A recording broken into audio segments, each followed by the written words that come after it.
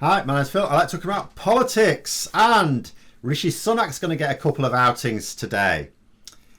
And, despite what he says, he's clearly positioned himself to succeed Boris Johnson next year as Prime Minister, and he's laying the groundwork by talking rubbish about Brexit. So I think he's going to be increasingly worth talking about. But first, if you'd like to be notified of daily news and politics, please subscribe to the channel and click the bell notification icon. So, Rishi Sunak did the rounds at the weekend of interviews, and a couple of things that I shall be talking about today. First of all, Brexit. So in order to ingratiate himself with the Conservative Party faithful, amongst whom I should say he's already popular and whose votes he's going to need when Johnson is finally made to walk the plank, Sunak has been talking down the impact of a no-deal Brexit. No, it's fine. We'll be fine with it. Don't worry. It's all fine. Now, I've seen the suggestion that Sunak has been talking down the impact of a no-deal Brexit in order to browbeat EU negotiators, because the way it works is all part of this brainless strategy. If you can just convince the EU that we are prepared to leave without a deal, the problem is that they've just got themselves convinced that we daren't leave without a deal. We just need to convince them that we're totally fine with it, and they'll fold. They'll just back down on their demands. Now, obviously, I've said it before and I'll say it again, you can expect compromises on both sides in any agreement. But the problem with this strategy is it will fall down if what the government want the EU to compromise on is something that is not within their power to compromise on. In other words, if they continue to expect, which they did do, I don't know whether they've changed their minds, but they did expect the EU to compromise on the integrity of their single market. They're not going to do that. They don't have the power to do that. Nobody that they can agree a deal with will be allowed to agree that.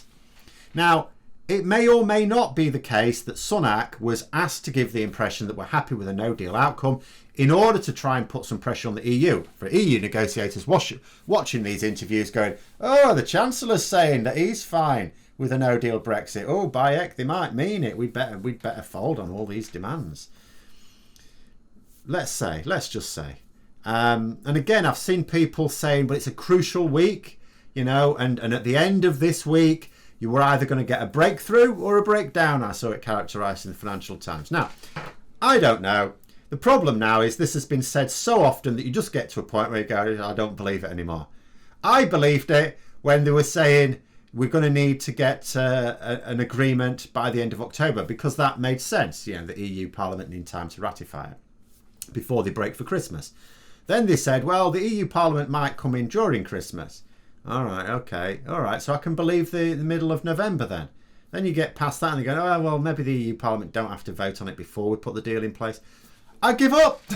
When is the deadline then? When? The crack of doom? So, I don't know. But even if we get to December the 31st now without a deal, let's say we still don't have a deal on December the 31st, are we still going to be told, next week's crucial, we could have a deal next week? Could we? I'm just going to wait and see now. I'm not going to stop talking about it, as this video demonstrates, but I am, just from that point of view, going to wait and see. But I can also see personal advantage in Rishi Sunak talking down the damage of a no-deal Brexit as well, in terms of his own personal political ambitions. Quite separate to the talks going on this week, which may or may not be a crucial week. Now, I still don't know whether or not Boris Johnson will take us out of the transition period without a deal. And if he does take us out without a deal, I don't know at what point he will announce it.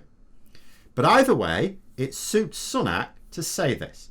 In fact, if Boris Johnson does agree to a deal, arguably it helps Sunak even more to talk down the damage of a no-deal Brexit.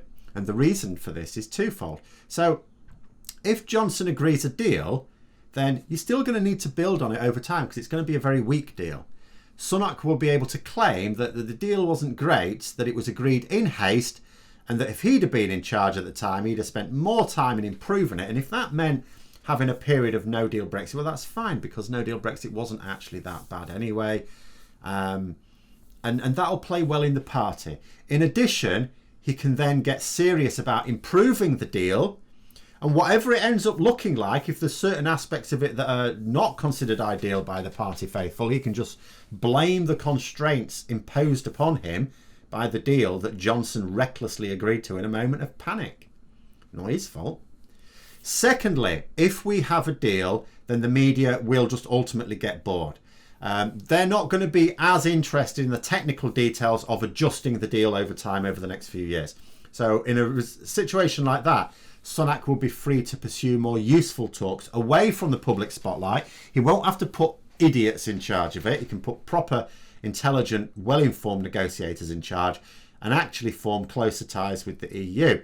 As long as he walks that tightrope of economic benefit and this rubbish about sovereignty. But if Johnson takes us out of the transition period without a deal, then, well, I mean, this makes things politically better and worse for Rishi Sunak at the same time. Better in that it would then surely hasten Johnson's departure from number 10. You know, ushering him in before his popularity has time to fall. At the moment, Rishi Sunak is very popular amongst the party. He is still reasonably popular in the public's eye, although that popularity has come down because he was initially very popular with his job support schemes. Now, because, okay, he's U-turned on them for a bit, but there was that period of time when he let them lapse and a lot of people lost their jobs. A lot of businesses have gone. And this sort of thing is going to carry on happening next year as well. Basically, he got a massive popularity boost from the fact that the Treasury had a plan for the pandemic before any other government department did. Rishi Sunak was fully on board with it. But everything that happens from now on in is going to hit his popularity, you know. And I don't want to give the impression, as I'm talking about this, by the way, that Sunak is certain to replace Boris Johnson. There are other contenders who could feasibly win. But from Sunak's perspective, that's what I'm doing this from. That is clearly his ambition. And if Sunak does find himself as Prime Minister and there isn't an EU deal in place at that time, he will have to deal with the entire mess. Of course, yeah, he can blame Boris Johnson for the mess he's inherited, just as Boris Johnson blamed May. But the mess would still be there. And he would have to do something about it. He'd find himself with the same problem that Boris Johnson has right now.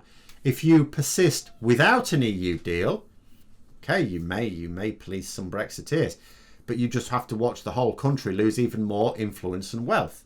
More realities of Brexit hit home. More of the public see the realities of Brexit. It's not a sustainable position long term. Or you engage with the EU and then be accused of selling out by, from people on the sidelines who don't have to have any stake whatsoever, which leads potentially to his own political assassination further down the road.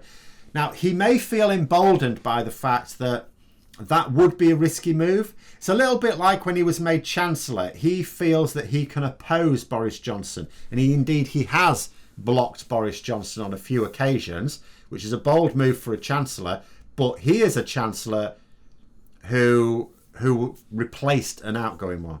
Usually with a Prime Minister, you can't burn through Chancellors, just like a party can't burn through leaders. So he may feel emboldened as Prime Minister that the party can't really get rid of him before the next general election. Nothing screams weakness to the population like very public party infighting.